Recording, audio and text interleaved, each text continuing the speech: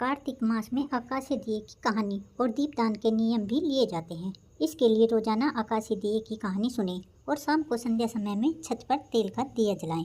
महीने के आखिरी में जोड़ा जलाएं और वस्त्र दान करें, दक्षिणा दें तथा एक काशी का दीपक तेल से भरकर दान करें।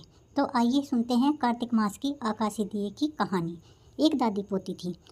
दादी सत्यनारायण का व्रत करती और गौ निकालती और पोती खा जाती। पोती बहुत छोटी थी, वह समझती नहीं थी। अब वह मर गई तो अगले जन्म में पिनार के घर बिल्ली बनी। वह बिल्ली चलती तो उसके पाँव में छमछम की आवाज़ आती थी। अब वह सुबह सुबह पिनार के घर में घूमती तो छमछम की आवाज़ राजा के बेटे को सुनाई देती थी। सुबह सुबह राजकुमार घूमने जाते थे। वह रोजाना सोचते कि जिसके पाँव की आवाज़ इतनी सुंदर है तो वह भी तो बहुत ही सुंदर होगी। उसने मन में ही संकल्प ले लिया कि मैं इसी लड़की से शादी करूंगा। वह पिनार के घर गया और उसने पूछा कि तुम्हारे घर किसकी आवाज़ आती है, वह उससे शादी करेगा।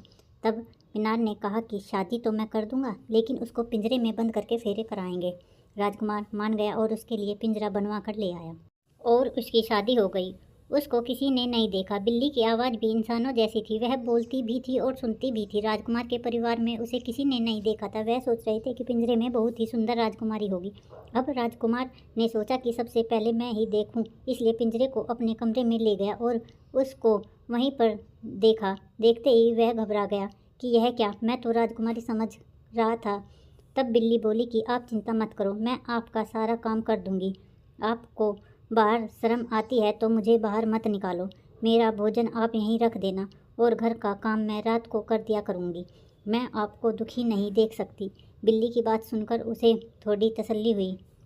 घर में सब ने कहा कि देवी देवता पूजा जाएगा, बहू को बाहर निकालो। लेकिन राजकुमार ने कह दिया कि उसकी तबीयत खराब है, उसे कोई भी बाहर नहीं निकाले।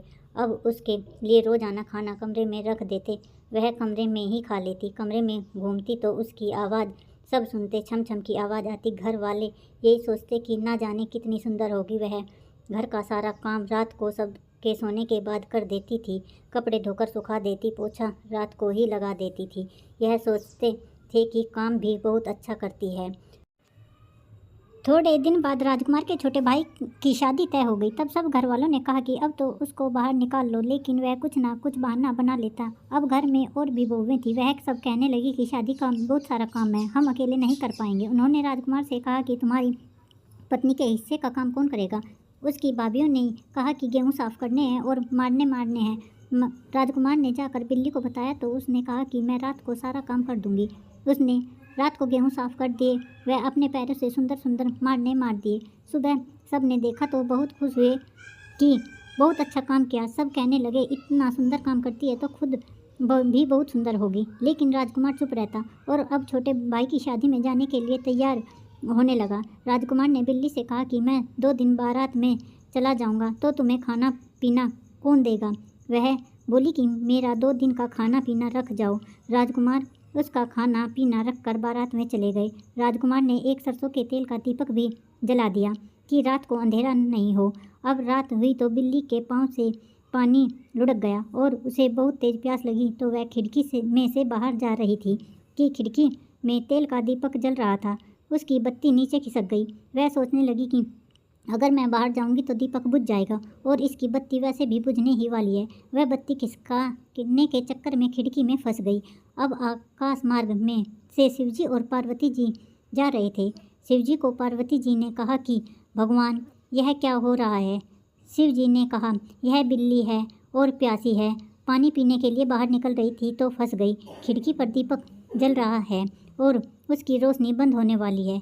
यह परेशान हो रही है कि बाहर जाएगी तो दीपक बुझ जाएगा। पार्वती ने कहा कि भगवान इसकी परेशानी दूर करो, इसको बोलो कि पंजे से बत्ती आगे खिसका। वे तब भगवान उसके पास में आकर बोले तो जैसे ही पंजे से बत्ती खिसका, इंसान जैसे पाँव हो गए। वह चकित रह गई। तब उसको भगवान ने कहा कि यह पूरा तेल तुम अपने शरीर पर लगा लो, स्त्री बन जाओगी।